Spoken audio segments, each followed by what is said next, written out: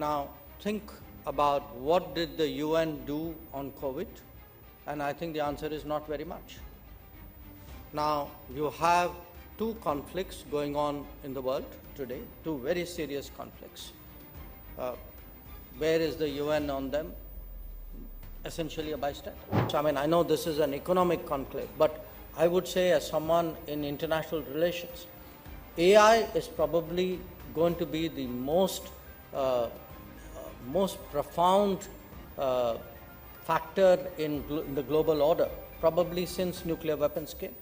That the race for AI is as deadly serious as the race for nuclear weapons was.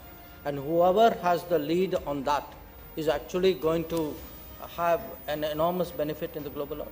What you're going to have is, in a way, a very interesting division.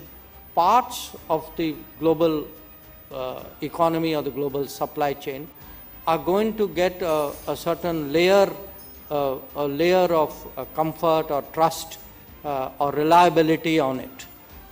It may not matter to you very much where a glass may come from, but it may matter to you very much where your phone or your computer or whatever else comes from. I think it was very good that in the last year and a half, we had that progress, we had that direction, that momentum. In a sense, the Brazilian presidency is picking up on it, hopes to take it forward. But because you spoke about the UN, I do want to say we came out of something called the Summit of the Future. It produced a document called the Pact of the Future, and what that entire exercise revealed was really a great sense of frustration in large parts of the world, whether actually their problems are getting heard, recognized, and are there solutions in the making. I think there's a general sense, people know by sort of gut instinct that these are where the solutions lie, and which a large part of it is the MDB reform. But again, here's the reality. The reality is that in global politics there is, at the end of the day, limited bandwidth. There are one or two issues which suck up much of the oxygen. I think we've seen that now for 2.5 years in Ukraine and in the last year in the Middle East. So what is happening, when I met virtually all my G20 colleagues during the UNGA, and that kind of push which there should be, that kind of prioritization that there should be on MDB reform, I have to be honest, I didn't exactly get that sense. Instead, the focus, I think Middle East was the number one issue, Ukraine was the number two issue, even climate kind of dropped in the priority. The UN, in a way, is like an old company, not entirely keeping up with the market, but occupying the space. And when it's behind times, in this world you have startups and innovation, so different people start doing their own things. Now, they would like to mainstream that into the market and see that the principal players are in tune with these trends. But when they are not, I think countries, as companies do, start doing their own thing. So what you have today is, yes, there is a UN.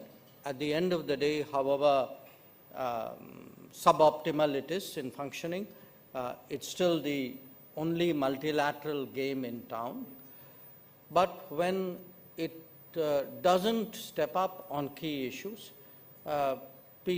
countries figure out their own ways of doing it. So if you look, for example, let's take the last 5 or 10 years. Probably the biggest thing which happened in our lives was COVID. Now think about what did the UN do on COVID, and I think the answer is not very much. Now you have two conflicts going on in the world today, two very serious conflicts. Where is the UN on them? Essentially a bystander.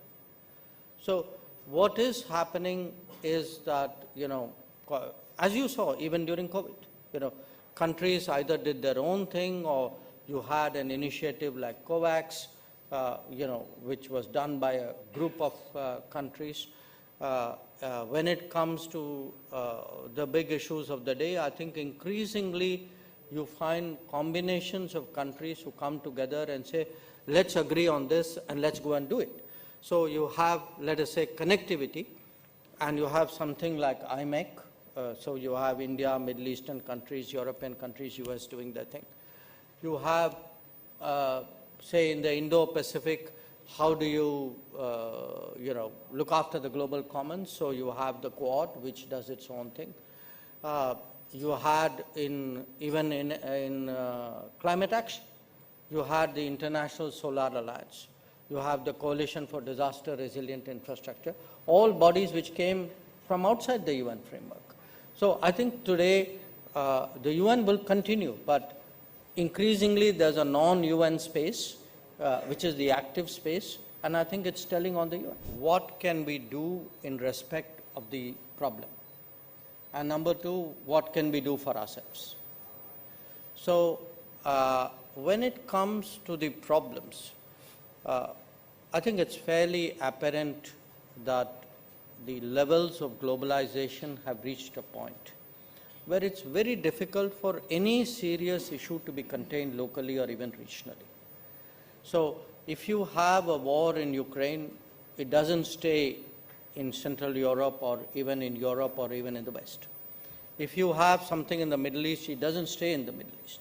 So if you look at, let us say, what's happening now and compare it to, 1973, of course, you had the oil issues, but 67 and 73, when there were conflicts in the Middle East, it was a much simpler, much more contained conflict than what we are seeing today.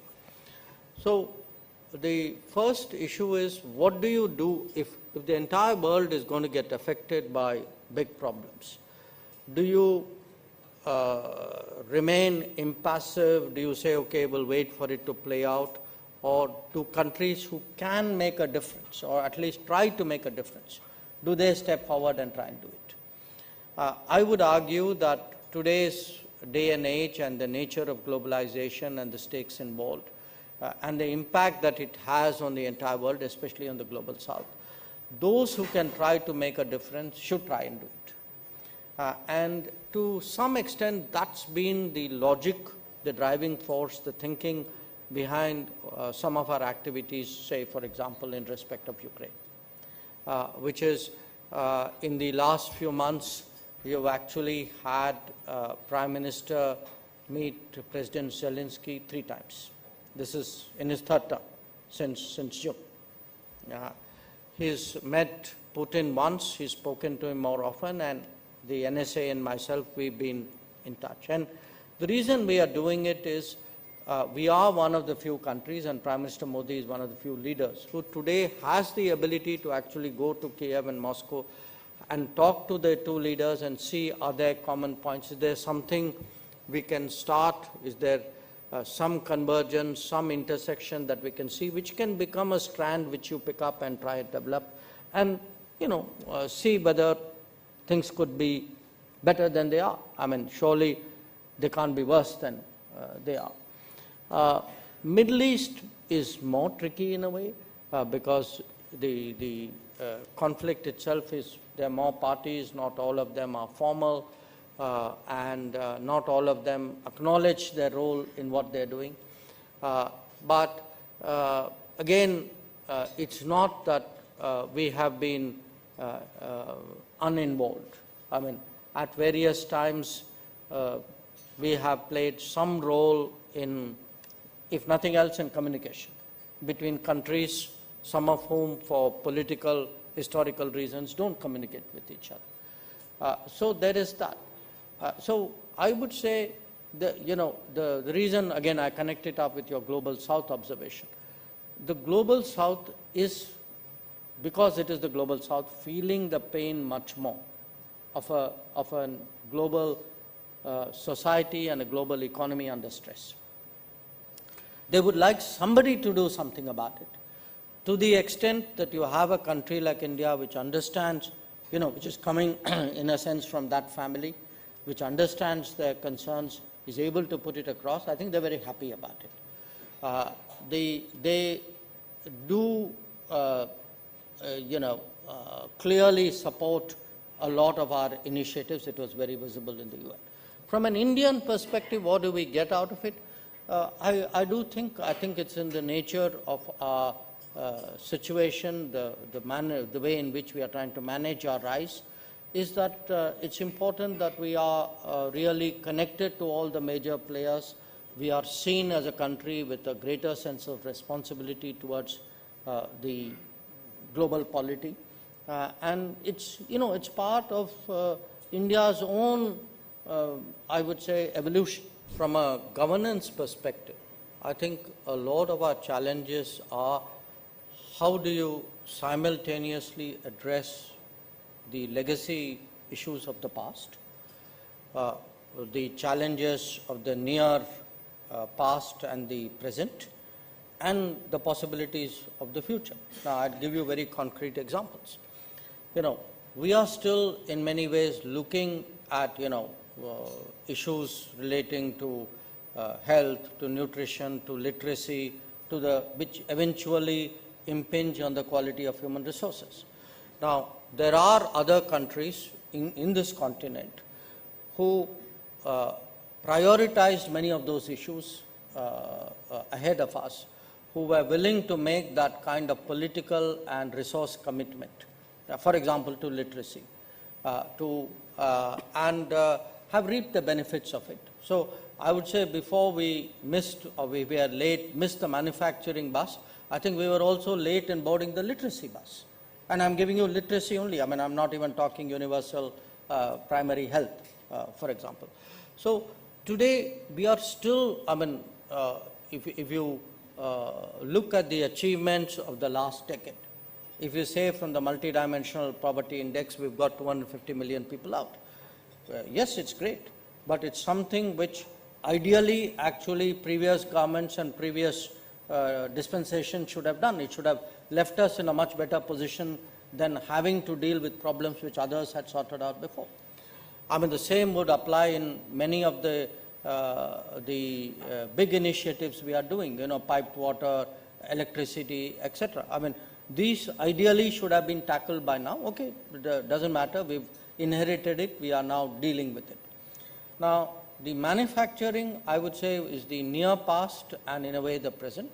Yes, I think, missed the manufacturing bus, the kind of opportunities we could have had much earlier. If you had done the earlier bit right, would have positioned you well. And I think it's important to recognize, because without, a large country which doesn't have manufacturing is not in the right position then to deal with technology.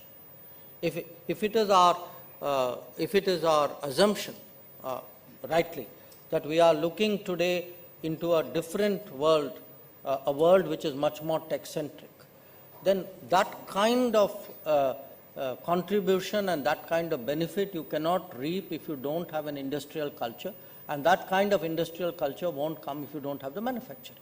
So if you see the totality today of what the government, the Modi government is trying to do, you are looking at the quality of human resources, very basic things from nutrition onwards to housing. You are looking at the kind of infrastructure. We also missed the infrastructure bus.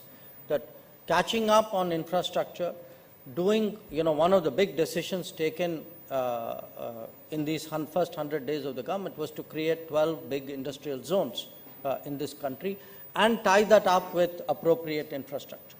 And then we are pushing this skilling, through skill programs and internships so that you have the HR accompaniment of that.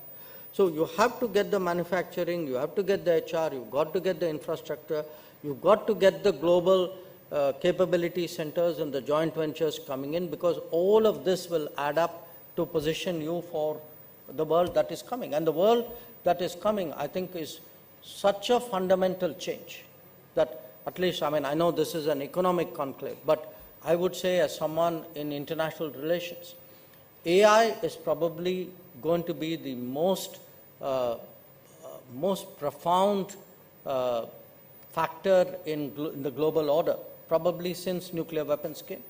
That the race for AI is as deadly serious as the race for nuclear weapons was. And whoever has the lead on that is actually going to have an enormous benefit in the global order. Today is October 6th. Tomorrow is exactly a year since the terrorist attacks on Israel took place. And as a result of that, the kind of focus that we were expecting early on the IMEC probably didn't happen. Which is not to say the IMEC is dead or that it is discarded or it is even in the freezer. In fact, I've been both to Saudi Arabia and to the UAE. We have right now projects going on with the UAE on IMEC, and there are some feasibility studies initiated with the Saudis. But I would actually turn it around. My sense, and this is a sense of talking to the Europeans in the Middle East, people both in business and in policy. What has the conflict of the last year shown? The conflict of the last year has shown that actually the risks are much higher than we thought. The risks are not just, because you have one Suez Canal which everybody is using. I mean, tomorrow it could be conflict, it could be extreme climate events, it could be disruptions of various kinds. You have a bunch of people sitting in Yemen who are firing drones and missiles who can actually jeopardize global shipping. Now, I think the multiplicity of risks because of the proliferation of various technologies and other factors. As I said, even climate is today something you've got to take into account in global logistics. That I think the case for the corridor has actually become stronger, not weaker. In fact, I would argue that corridor will be clearly a very big idea in which a lot of countries are invested. Therefore, I expect to see it move much faster. But there are other corridors as well. I mean, for India, there are corridors eastwards. We are trying to build a land corridor all the way up to Vietnam. There's a corridor by sea that we are looking at. I mean, if the polar melting actually is going to again open up passages which could not have been envisaged. So, when I look at what are the big things which would change this decade, I referred to AI earlier, I would put actually connectivity. Connectivity changer, demographics, connectivity, AI. These are really going to, by the end of this decade, very, very profoundly changed the global order. The Quad is not, Quad's really very, very broad-based, because the nice thing about Quad is that it's like a sort of an open architecture. There's no legal document. There's no piece of paper that anybody signed which said, I hereby join the Quad on these terms. It's not treaty-based. It doesn't have a secretariat. So, in a sense, it defies all conventional models of institutionalized cooperation. And I would argue precisely because it does that. It's been very innovative. People have been able to come up with ideas.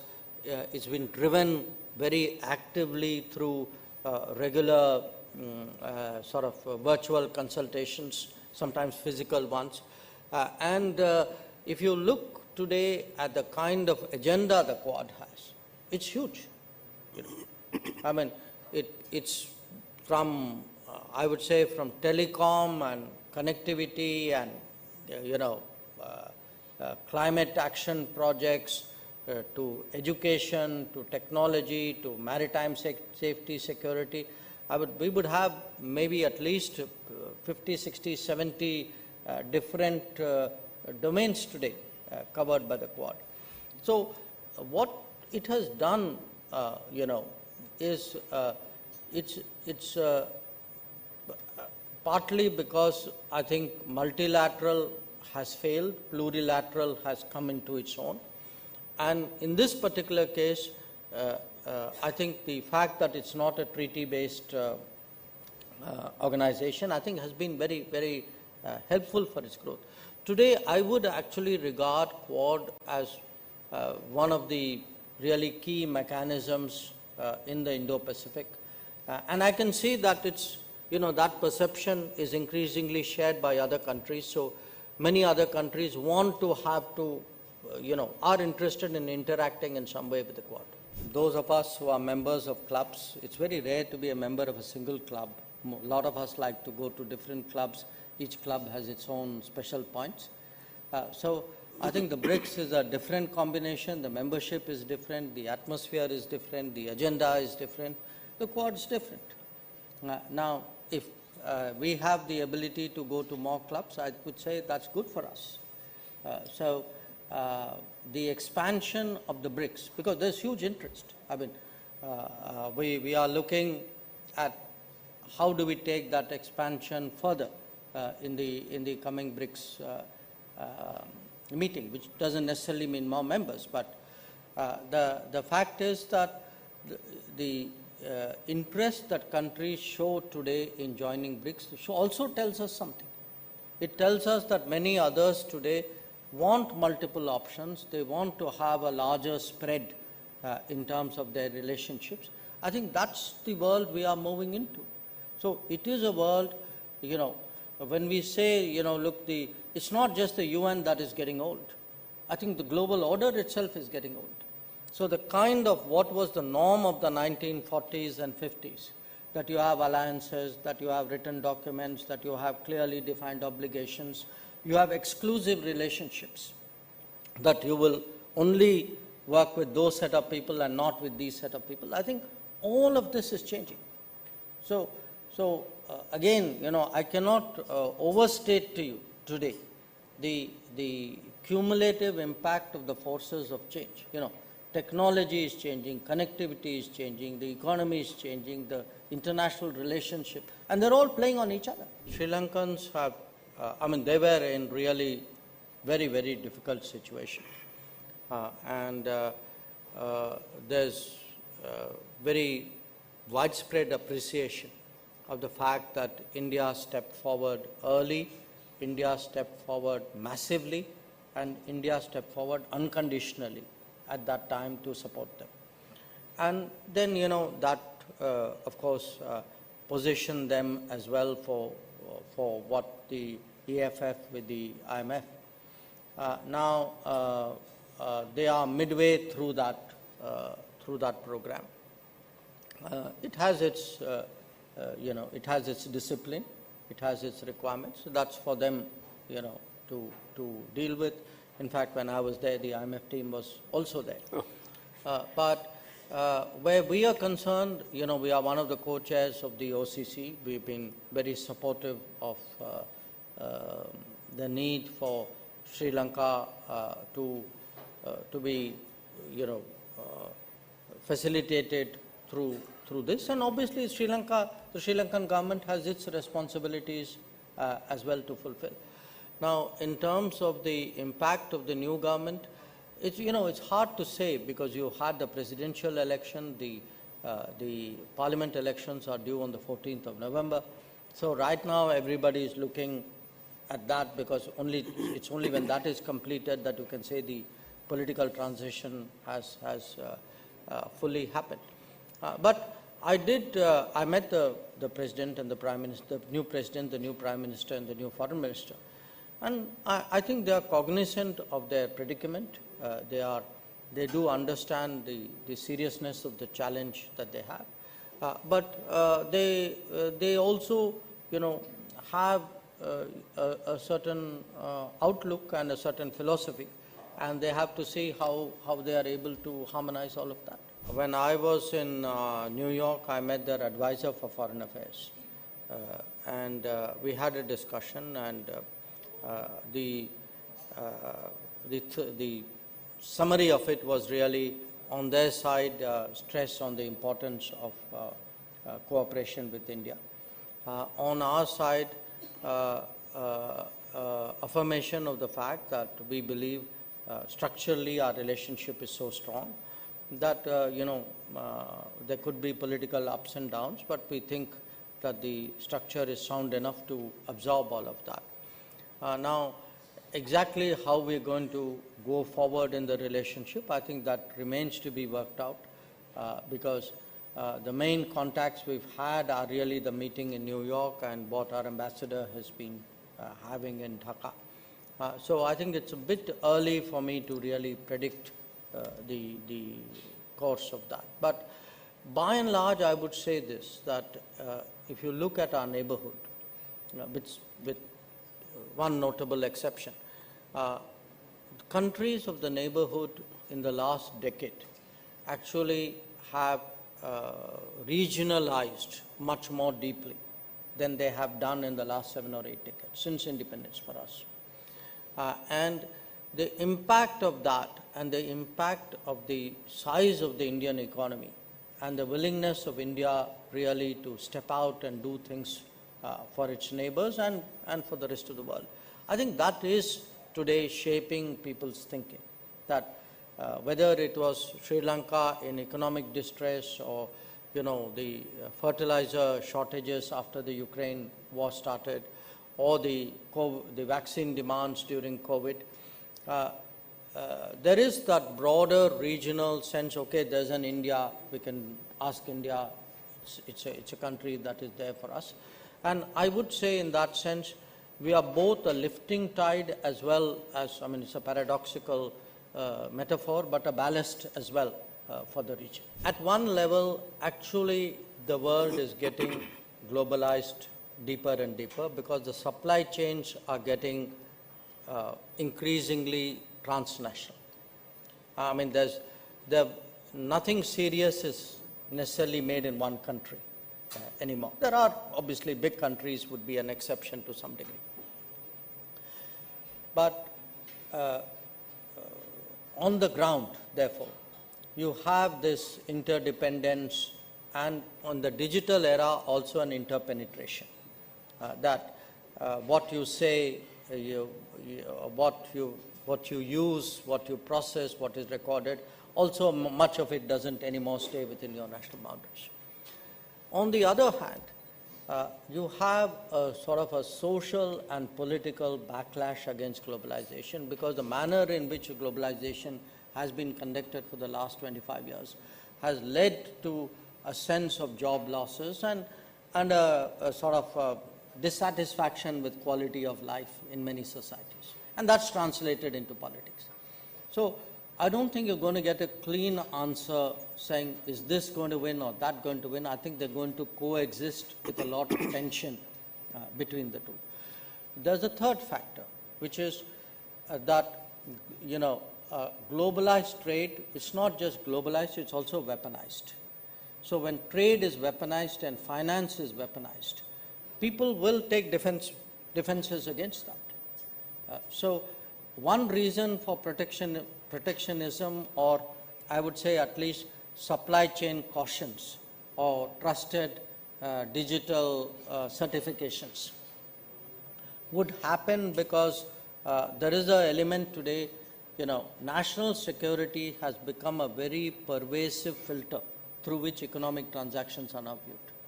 And the more economic transactions become technology transactions, the national security filter will only grow stronger. So I would argue that, let's look for efficiency, let's look for a sort of a smooth,